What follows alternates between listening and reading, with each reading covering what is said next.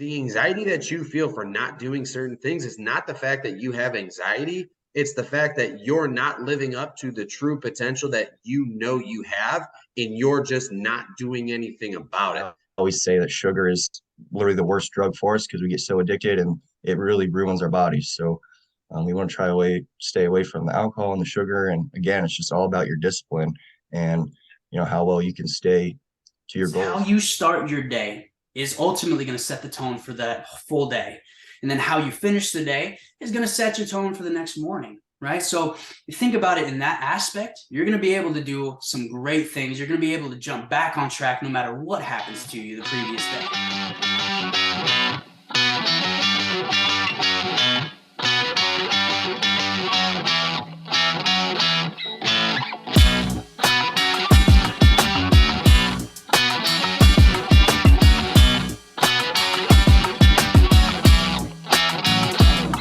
This is Fast Mass Bodybuilding's performance coaching call. We are here to help you uncover your true potential. We're going to help you maximize your effectiveness in the gym, maximize your efficiency, and just your overall health. So we're going to talk about something extremely relevant to right now, the situation here. As we're moving into the new year, the holiday season is upon us. Life can be hectic with travels, with all this different food. The big question that gets thrown around all the time is, how do we stay on track? And what happens if we fall off? What happens if we let life kind of happen to us and throw us a course? So we're going to dive into the effects of what happens when you fall off and how to stay on track. This is a great topic. So let's dive in and let's crush this one and help everyone make sure they know how to stay on track, and most importantly, how to get back on track if you fall off. Let's start with this. How do we really handle all this holiday seasons? What's the best way to really make sure we stay on track? With holidays, you got a lot pretty close together. Thanksgiving, then Christmas, New Year's. There's a lot of drinking and a lot of temptation. And I'm not going to, kind of preach on whether you should or shouldn't drink. I'm just kind of going to give you the science behind what drinking does and how it can affect your gains, so then you can make the best decision for yourself. And hopefully you can see that staying disciplined and maybe not drinking and being able to say no sometimes is going to help you in the long run. So really, alcohol is going to affect a lot of different things, your hormones, your cortisol levels, and it is gender specific. So your testosterone, what research has found, if you only have a couple beers, 2 to 3, your testosterone will actually increase. However, once you get past that acute testosterone increase, once you get into above 4 to 5 beers, your testosterone will actually start turning into estrogen a lot quicker. It starts becoming your testosterone will decrease about 46%, they say. And with the half-life of alcohol, it all depends on how much you drink. So, if you're working out and your testosterone is really low, right, you need that anabolic state to really build that muscle. So you're going to be in a deficit there. Another thing that alcohol does is it goes through your liver. And so the liver really just takes alcohol like a poison. It thinks it's a poison. So it's going to try to get rid of that alcohol as quickly as possible. So it is going to focus on the alcohol and put all of your other macros to the side. And while it's doing that, it's storing them as fat. So it's not necessarily the alcohol that is making you per se fat with that beer belly, what they call it, right? It's that other macros that you've had throughout the day that's being pushed aside. It's being stored as fat. And that kind of goes along with the cortisol levels.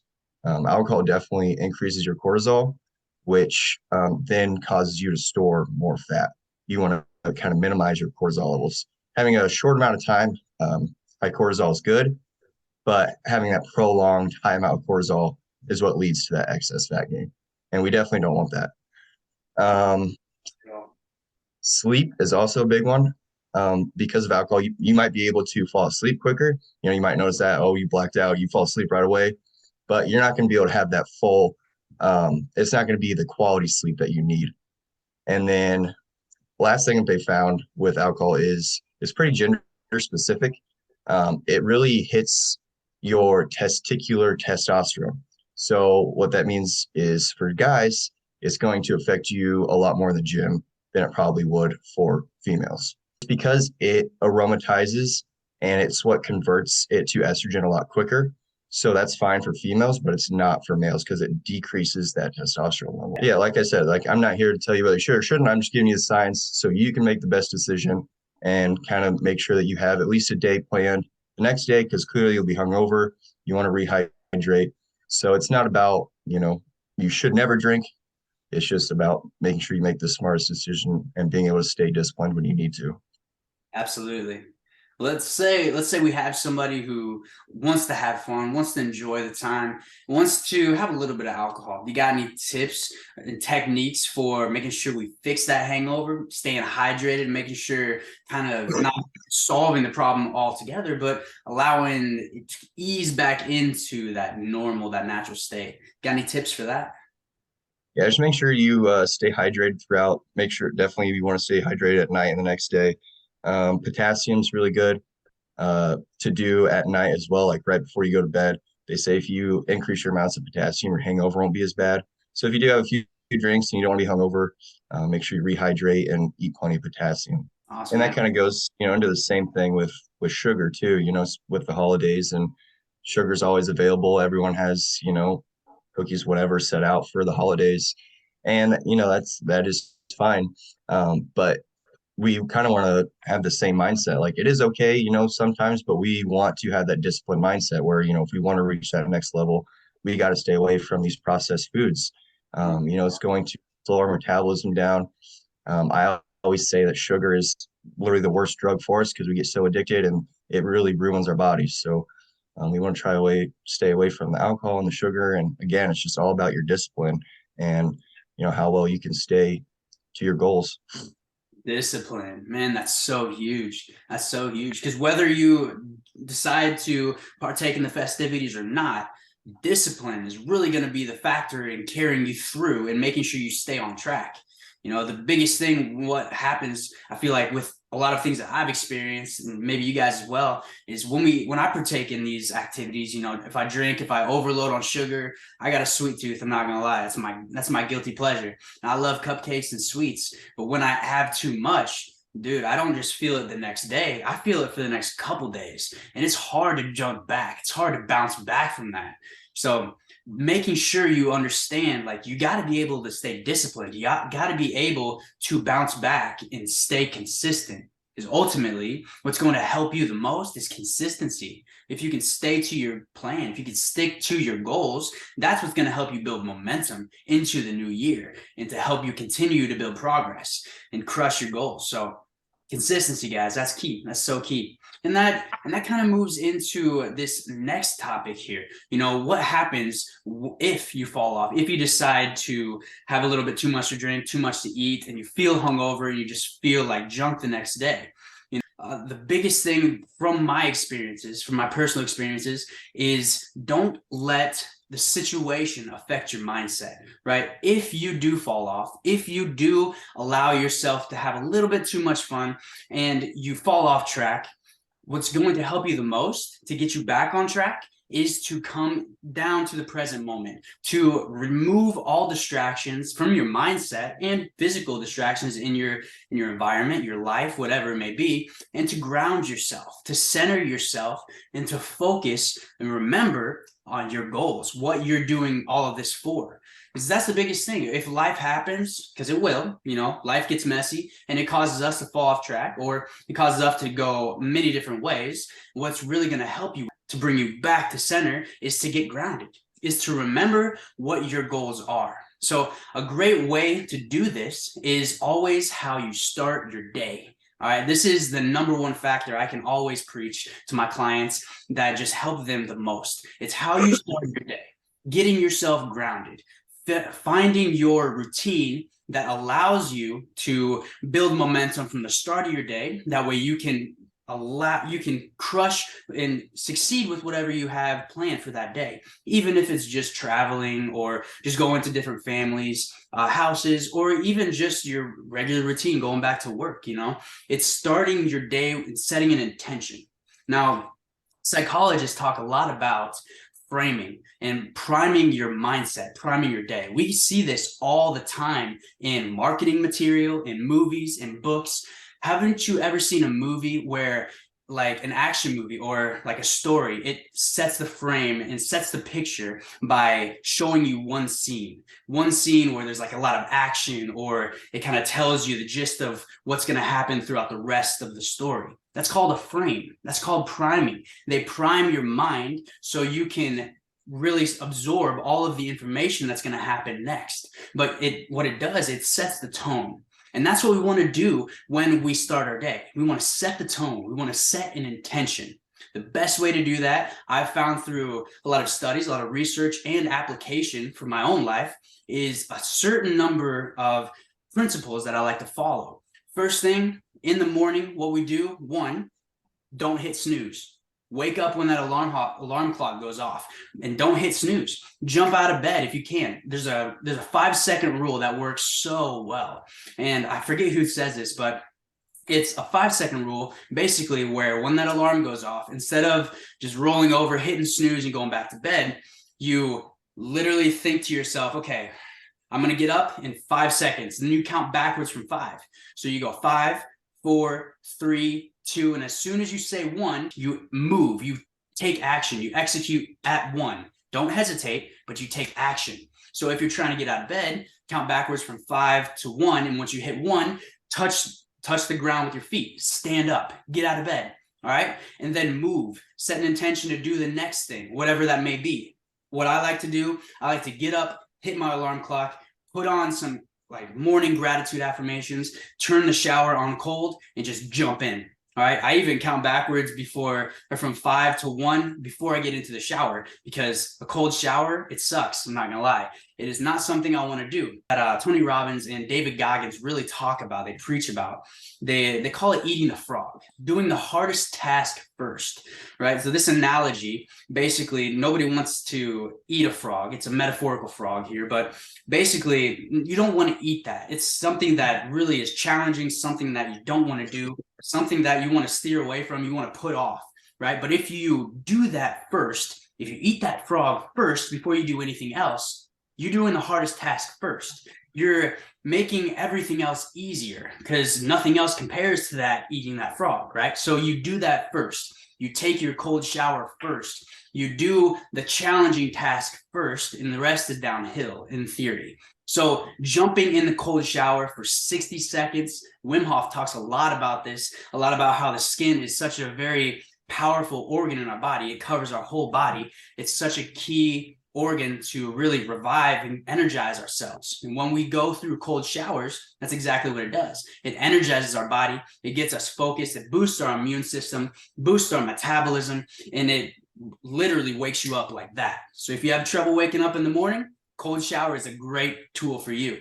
And moving right into the next task after that is doing some meditation. Meditation helps prime your mind, helps get you focused, clear, and brings you into the present moment. If you are stressed, if you think about all the things that is going to happen to the day, you're setting your day with anxiety, with fear, with thoughts about the future that hasn't happened yet. So they're just thoughts of what could happen, when you're missing the prime only time we have, which is the present moment.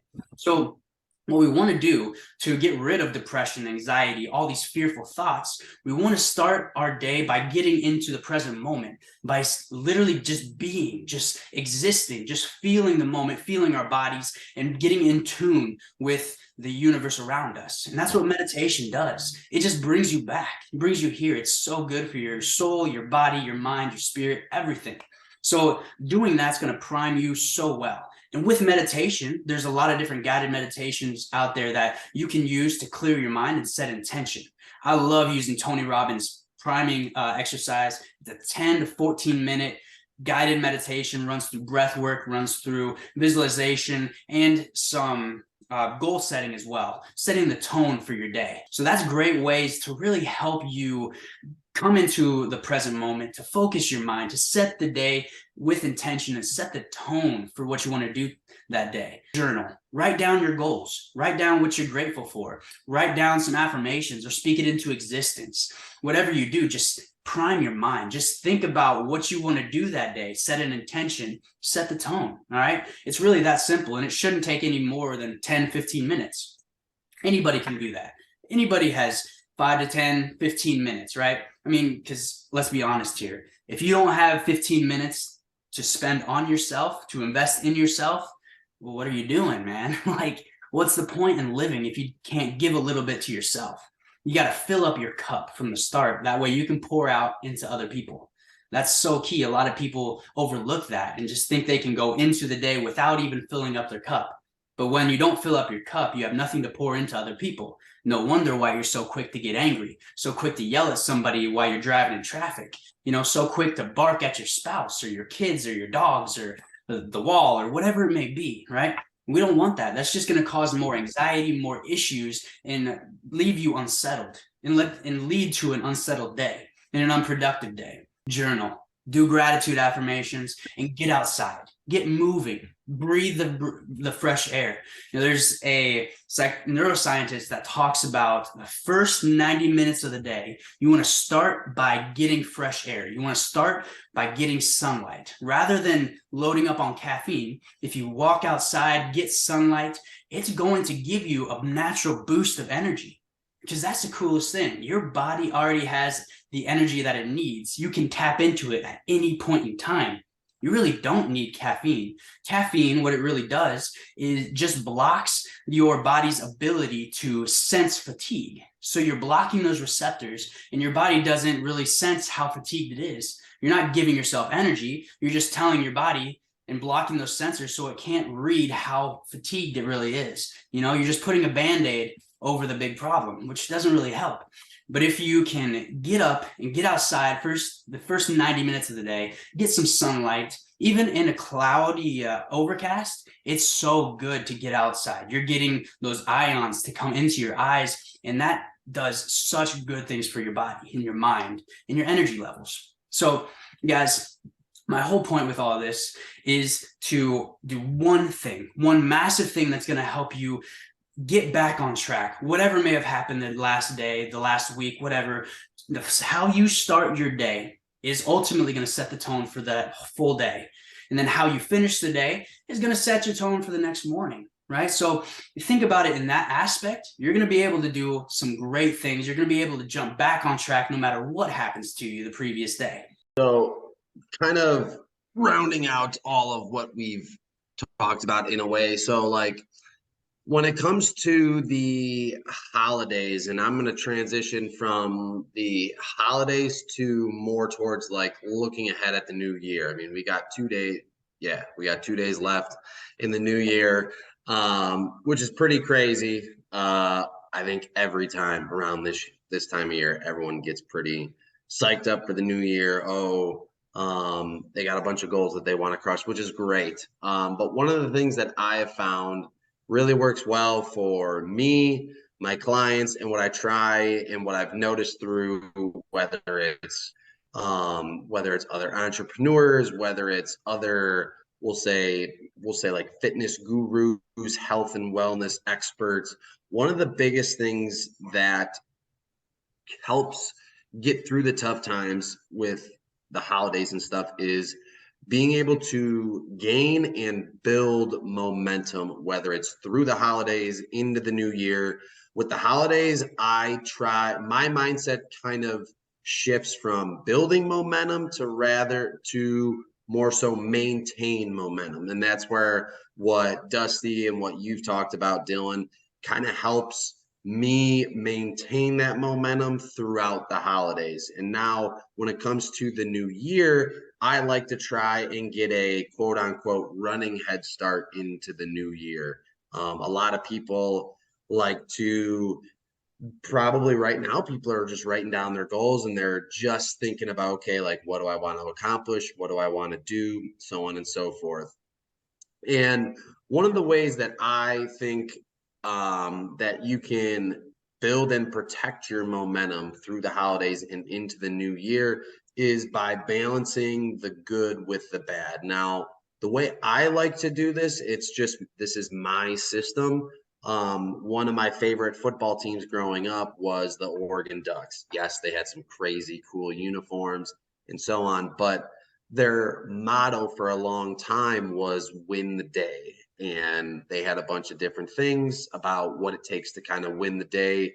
And as I've gotten older, I've taken that kind of mindset and I've been able to kind of make it my own, and that I give myself a scoring system, and I kind of preach this to my clients as well. And that scoring system is a -1, a 0, or a 1. And it makes it really simple. It's very binary for those of you who love numbers. It makes it super easy.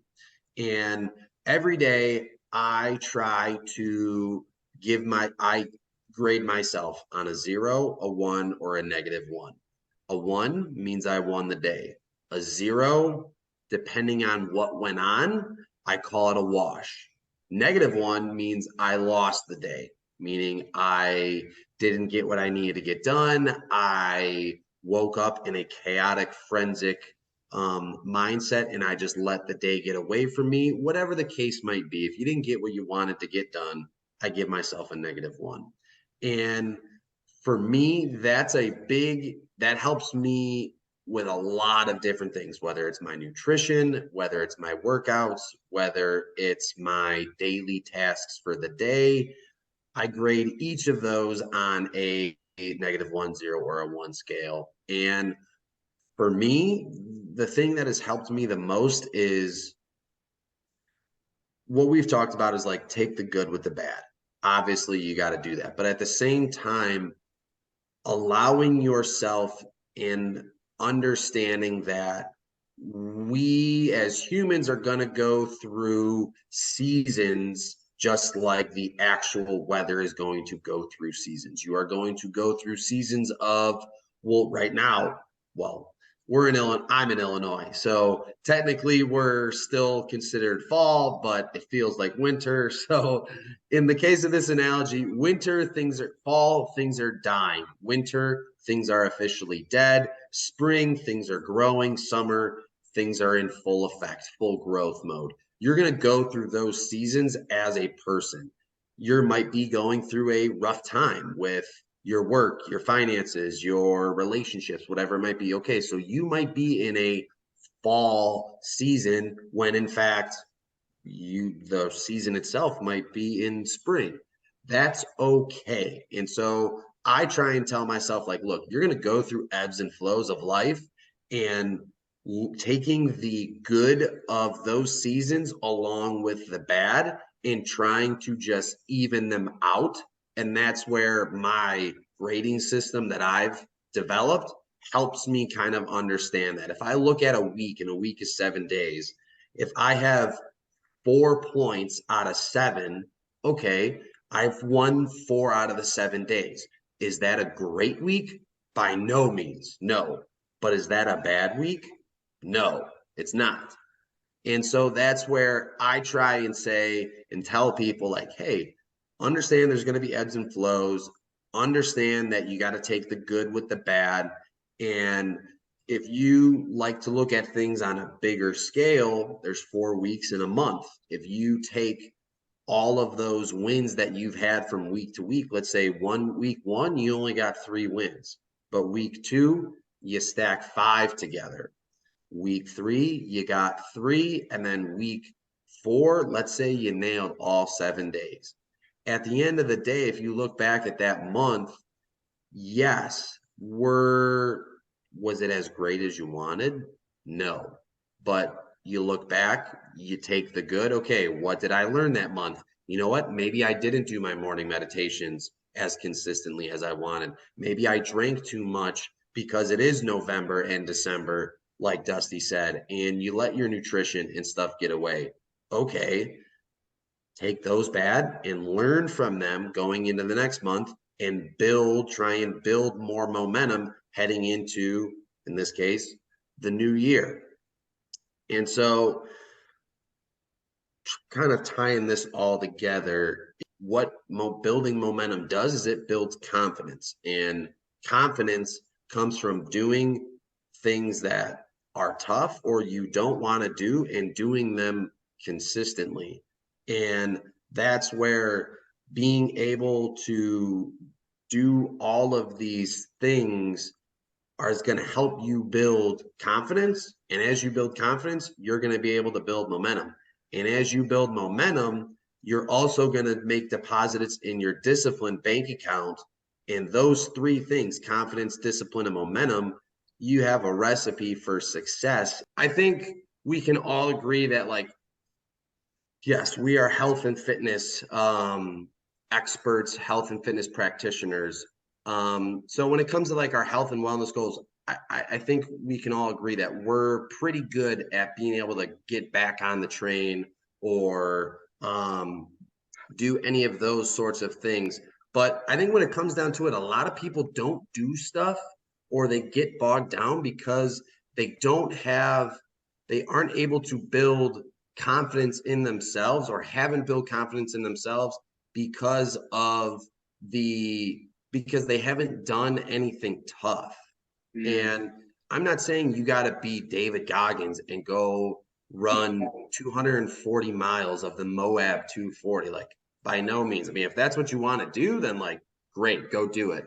But one of the things that I can say personally is, when I struggled with confidence as a younger kid, all the way through high school and partially into college, the thing that saved me was working out. I wanted to be bigger. I wanted to be more shredded. I wanted to be stronger, and going to the gym every single day, or doing something every single day that you don't want to do, gives you that confidence. It builds discipline. So you're forcing yourself to do something that you don't want to do. That's one.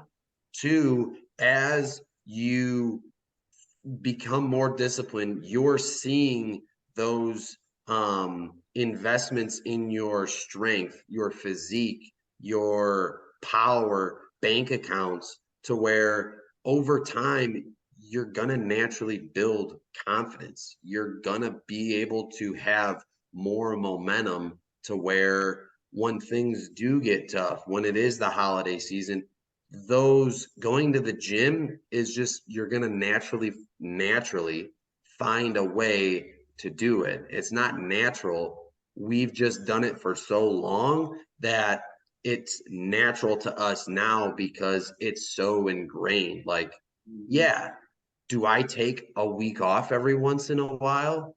For sure. Like, I'll be the first one to admit that. I work at a gym too. So it's like I'm around this stuff 24/7.